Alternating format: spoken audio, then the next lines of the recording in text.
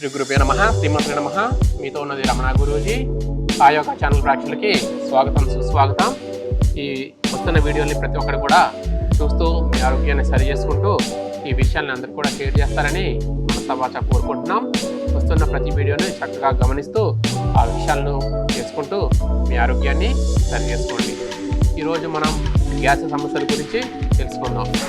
అందరికి కూడా ఈ తిన్న ఆహారం జీర్ణం కాక అందరికీ కూడా గ్యాస్ ఫ్యాక్టరీలు ఉంటున్నాయి. ఆ గ్యాస్ ఫ్యాక్టరీలను తొలగించుకుని ఆరోగ్యంగా ఉంటారని ఆశిస్తున్నాం. అలా తిన్న ఆహారం సరిగా జీర్ణం కాక లేదా ఎక్కువగా మించి తినడం ద్వారాగా ఈ ఆహారం జీర్ణం కాక ఈ యొక్క ప్రాబ్లమ్స్ మనకి వస్తున్నాయి. అంటే పొట్ట ఎక్కువగా ఉంటుంది, ఛాతీ తక్కువగా ఉంటుంది. యాక్చువల్గా పొట్ట లోనికి ఉండాలి, ఛాతీ బాగా ఎక్స్పెండ్ అయి ఉండాలి. ఈ విధంగా ఉండడం ద్వారాగా ఆరోగ్యం నా చేతుల్లోనే ఉంటుంది. ఈ పవనముక్తాసనం ఎలా చేయడం అనేది తెలుసుకుందాం. ఆసనం పూర్తయిన తర్వాత ఎవరు చేయొచ్చు, ఎవరు చేయకూడదు అనేది ఈ విషయాలను మనం తెలుసుకుందాం. ముందుగా ప్రశాంతంగా వాటర్ తాగి మూత్ర విసర్జన చేసుకుని ఈ విధంగా మనం ప్రశాంతంగా ఉదయం పూట కానీ సాయంత్రం పూట కానీ చేసుకోవాలి. అంటే ఈ యోగా చేసినప్పుడు పొట్ట ఖాళీగా ఉండాలి. లేదా చేయాలనుకుంటే చిన్న ఆహారం జీర్ణమైన తర్వాత 3 అవర్స్ నార్మల్ ఫుడ్ తీసుకుంటే, నాన్ వెజ్ తీసుకుంటే ఆ రోజుకి ఆపేసేయాలి. మార్నింగ్ టైం చేసుకోవచ్చు. అందరూ కూడా మార్నింగ్ టైం చేసుకుంటే అందరికి కూడా కన్వీనియంట్ ఉంటుంది. కాబట్టి ఆ యొక్క ప్రవాహం అనేది మధ్యాహ్నం, సాయంత్రం, రాత్రి వరకు కూడా మీకు ప్రవహిస్తుంది. అది నైట్ చేసుకున్నారనుకోండి, నైట్ కొంత మేలుగా ఉంటుంది. పూర్తిగా నిద్ర పడడానికి మనకి హాయిగా ఉండడానికి బాగుంటుంది. అలా మార్నింగ్ చేసుకుంటే మార్నింగ్ ఉపయోగాలు ఉన్నాయి. నైట్ చేసుకుంటే నైట్ నిద్ర హాయిగా పడుకోవడానికి మంచి అవకాశం ఉంది. పవనముక్తాసనం చేయడం చూద్దాం. ముందుగా జాగ్రత్తగా గమనించండి. ఓకే మిత్రులారా, పవనముక్తాసనం చూద్దాం ఎట్లా చేయాలనేది. మన గ్యాస్ సమస్యలను తొలగించుకుని ఆరోగ్యంగా ఉందాం. ముందుగా 2 కాళ్ళని ఈ విధంగా చాపుకోవాలి. 2 చేతులు వెనక్కి పెట్టుకుని రైట్ లెగ్ మడిచి ఎడమ వైపు తిరగాలి. ఈ విధంగా ఎడమ చేతిని పైకి లాపి కుడి చేయి సపోర్ట్ తీసుకుని రిలాక్స్గా పడుకోవాలి.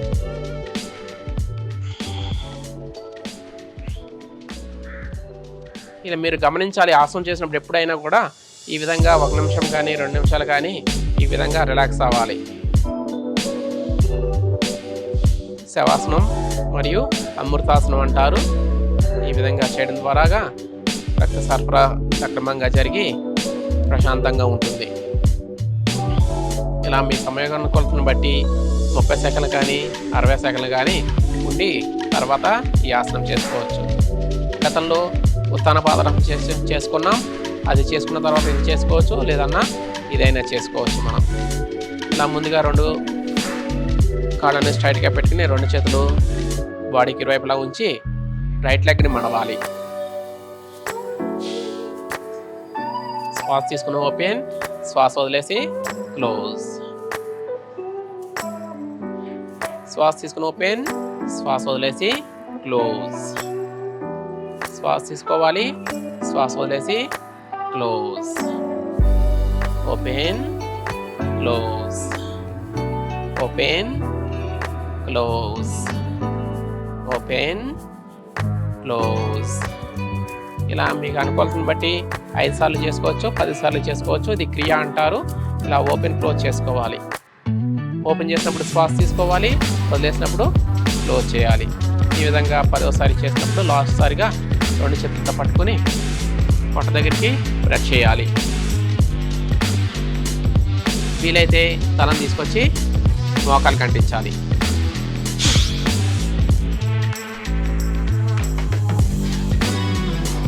ఈ తలలో కొంత జాగ్రత్త వహించాలి.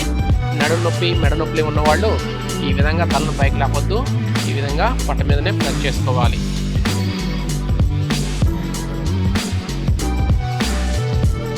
One, 2, 3, 4, 5, 6, 7, 8, 9, 10. అలా 10 సెకండ్లు వచ్చు, లేక 20 సెకండ్లు ఉండొచ్చు. మీ అనుకూలతను బట్టి. ఇక ఉండలేనప్పుడు నిదానంగా శ్వాస తీసి వదిలేసేయాలి. అలానే 2వ కాలు కూడా చేసుకోవాలి. చూడండి జాగ్రత్తగా.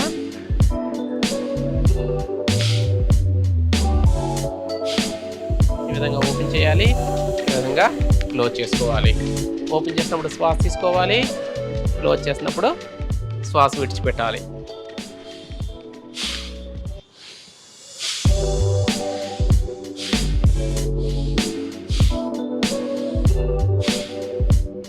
ఇక 10సారి చేసినప్పుడు ఇక లాస్ట్ సారిగా తలను తీసుకొచ్చి మోకాలు అంటించాలి. 1 2 3 4 5 6 7 8 9 10. Relax down. పూర్తయిన తర్వాత 2 కాళ్ళని ఓపెన్ చేసి రిలాక్స్ అవ్వాలి. ఈ విధంగా 10 సెకండ్లు కానీ 20 సెకండ్లు కానీ శ్వాస తీసుకొస్తూ ఉండాలి.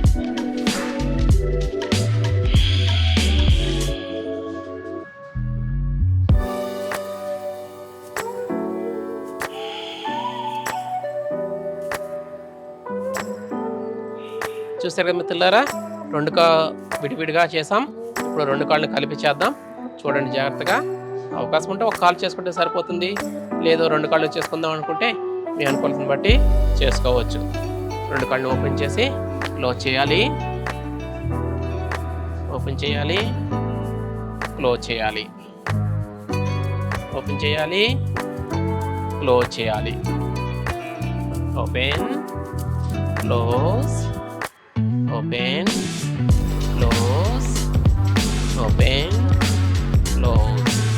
ఇది అందరూ చేసుకునేటట్టుగా చెప్తున్నా. కొంతమంది చేయాలి, కొంతమంది చేయకూడదని కాదు, అందరూ చేసుకోవాలి యోగా.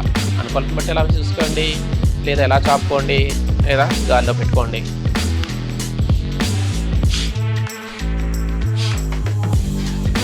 ఇట్లయినా చేసుకోవచ్చు. మీ వీలు ఎలా ఉంటే ఆ విధంగా చేసుకోవచ్చు. ఇక లాస్ట్ సారిగా 2 కాళ్ళని క్లోజ్ చేసి ఇలా ప్రెస్ చేసి ఉంచాలి. అవసరమైతే తలను తీసుకొచ్చి మోకాలు కట్టించాలి.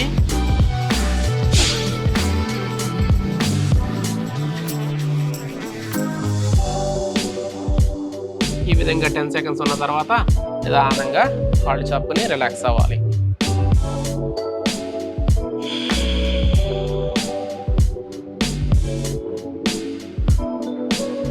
చూడండి మిత్రులారా, మరొకసారి చెప్తాను, జాగ్రత్తగా గమనించండి. 2 కాళ్ళు మడిచి 2 కాళ్ళు ఫోల్డ్ చేసుకోండి.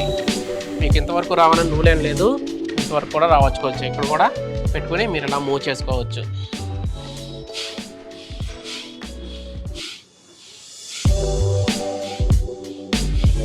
ఇక లాస్ట్ సారి ఉన్నప్పుడు ప్యాచ్ చేసుకుని ఈ విధంగా పెట్టుకోవచ్చు. ఏది చేయకూడదు కన్నా ఎంతో కొంత చేసుకోవడం మేలు అన్నారు పెద్దలు.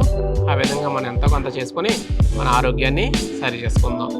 ఇక చేయడం పూర్తయిన తర్వాత నిదానంగా రిలాక్స్ అవ్వాలి.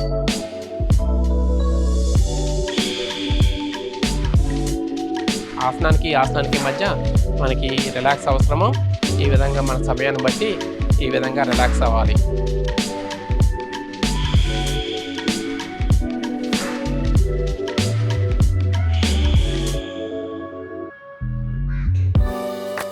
ఇక చేయడం పూర్తయిన తర్వాత 2 కాళ్ళు దగ్గర పెట్టుకుని ఎడమవైపు తిరిగి లేచి కూర్చోవాలి. రైట్ లెగ్ మడిచి ఈ విధంగా స్లోగా లేస్తూ ఆసనాన్ని పూర్తి చేసుకుని మనం మిగతా కార్యక్రమాల్ని చేసుకోవచ్చు. చూసారు కదా మిత్రులారా, ఈ ఆసనం ఎవరు చేయకూడదు అనేది ఎప్పుడు చేయనది తెలుసుకుందాం. ఈ పవనముక్తాసనం గ్యాస్ ప్రాబ్లం ఉన్నవాళ్ళు, అలానే పొట్ట తగ్గాలి, పొట్ట ఆరోగ్యంగా ఉండాలి, తిన్న ఆహారం డైజెషన్ అవ్వాలనుకుంటే ఈ కంపల్సరీగా కూడా చేసుకోవడం మంచిది. ఎందుకంటే ఈ పవనముక్తాసనం ద్వారా ఫోల్డ్ చేయడం ద్వారా జీర్ణశక్తి అంతా కూడా డెవలప్ అవుతుంది, డైజెషన్ సిస్టము ఇంప్రూవ్ అవుతుంది. ఆ విధంగా ప్రతిరోజు కూడా చేసుకోండి. ఉదయాన్నే వాటర్ తాగేసి మలమూత్ర విసర్జన చేసుకుని ఈ విధంగా ఒక లెగ్ 10 సార్లు, మరొక లెగ్ 10 సార్లు చేసుకుని పూర్తయిన తర్వాత రిలాక్స్ అయిన తర్వాత 2 కాళ్ళు ఫోల్డ్ చేసి చేసుకోండి. అలా ఈ ఆసనాన్ని చేసుకుంటారని, కొన్ని ఆరోగ్య విషయాలు పాటించుకుంటారని, ఈ తిన్న ఆహారం డైజెషన్ పూర్తిగా కావాలంటే ఈ వజ్రాసనంలో కూర్చోండి. ఆ విధంగా తిన్న వెంటనే అలా కూర్చోకుండా, తిన్న వెంటనే బయటికి వెళ్లకుండా తగిన జాగ్రత్తలు తీసుకోండి. ఈ అల్సర్ సమస్యతో ఎక్కువ బాధపడేవారు ఈ ఆసనాన్ని చేసుకోండి. ఈ అల్సర్ సమస్య ఎక్కువగా ఇబ్బంది పడుతుంటుంది. కడుపులో మంటగా ఉంటుంది, అల్సర్గా ఉంటుంది. కొంచెం తిన్నా కూడా గ్యాస్ ఫుల్ అయిపోయి గ్యాస్ తినుపు రూపంలో బయటికి వస్తూ ఉంటుంది. అలా ఇబ్బంది పడకుండా ఈ గ్యాస్ సమస్యలను తొలగించుకుంటారని, అలానే మంచి ఆరోగ్యంగా ఉంటారని, అలానే ఈ అల్సర్ సమస్య తగ్గడానికి అద్భుత పరిష్కారం మన దగ్గర ఉంది. అదేంటో తెలుసుకుందాం. ఈ అల్సర్ సమస్యతో బాధపడేవారు ప్రతిరోజు కూడా ఒక కప్పు పెరుగు తీసుకొని అందులో క్యాబేజీని తురుములాగా కట్ చేసి అందులో మిక్స్ చేసుకుని అందులో కొంచెం కొద్దిగా సాల్టు, లైట్గా బెల్లం, కొత్తిమీర, కరివేపాకు, అల్లం, జీలకర్ర పేస్ట్ వేసుకుని ఈ విధంగా తీసుకోవడం ద్వారా ప్రతిరోజు ఈ గ్యాస్ సమస్య తగ్గుతుంది. ప్రతిరోజు ఉదయం బ్రష్ చేసిన తర్వాత పరగడుపును తినండి. అంటే ఏమి తినకముందు పరగడుపును తినండి. ఒక రోజు 2 రోజులు తినేసరికి ఈ సమస్య అనేది ఎక్కువ అవుతుంటుంది. ఇదేంటి గురువుగారు చెప్పారు ఎక్కువ అవుతుంది తగ్గాలి కదా అనుకుంటారు. అంటే పెరగడం తగ్గడం కొరకే. అలా పెరిగిన తర్వాత 3వ రోజు నుంచి ఈ గ్యాస్ సమస్య తగ్గుముఖం పడుతుంది. అలా కంటిన్యూగా వారం రోజులు తీసుకోండి. ఇంకా మీకు సమస్య ఉంది అనుకుంటే ఇంకొక వారం రోజులు తీసుకోండి. పెరుగులో క్యాబేజీ తురుము. ఇదేంటి క్యాబేజీ తురుము చెప్తున్నారు, క్యాబేజీకి గ్యాస్ పెరుగుతుంది కదా అంటారు. పూర్తిగా తీసుకుంటే గ్యాస్ సమస్య పెరుగుతుంది. అలానే పెరుగులో కలిపి తీసుకుంటే మెడిసిన్లా పనిచేస్తుంది అది.